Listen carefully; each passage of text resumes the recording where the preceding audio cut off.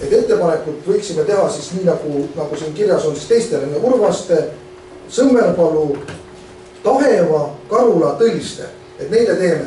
Ja juriidiliselt tõesti me tahame täna teha nagu kogu omavalitsusele. Aga nii kui me selle ettepaneku teeme, ma arvan, et peaks õige oleks mul, kohe võtan kas täna või homme telefoni ja räägin neile volikogu esimeestele, et see on minu ettepanek, et helistan, et meie põhieesmärk on ikkagi läbi rääkida mitte ainult kogu valla Antsla tuleku, vaid me oleme ikka eelkõige huvitatud sellest piirkonnast, mis Antslaga seotud on. Et see nagu see minu mõte oleks.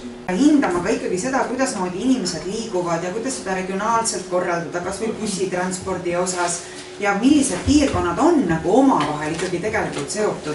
Et võib-olla pigem on nagu õigem teha selline ettepanek, et me teeme küll nendele omavalitsustele, et ma saan aru, et Urvaste on tõesti see, kes kui ka kaardi peal regionaalselt vaadata, siis ta moodustab sellise hästi ühtse terviku, kui nad nagu omavahel liita.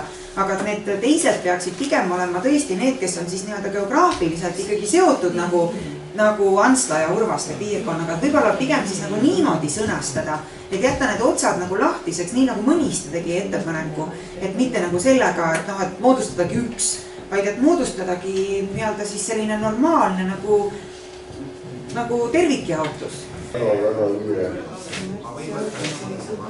Teeme siis ettepaneku ühinemisläbirääkimisteks Urvaste, Sõmmerpalu, Varsta, Mõniste, Taheva, Karula, Tõliste vallale. Kui eesmärk on siis saada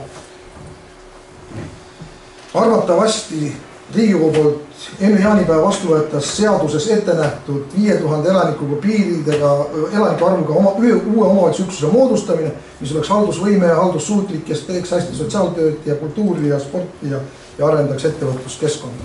Kes on selle otsuse eelnõu vastuvõtmise poolt, palun käega märku võtmise poolt hääl. Fotograafid on ka valmis, tõste käed. 11 poolt. Kes on vastu?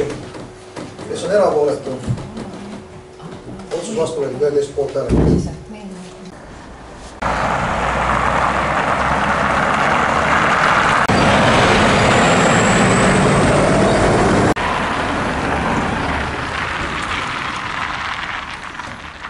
No nii, läbi.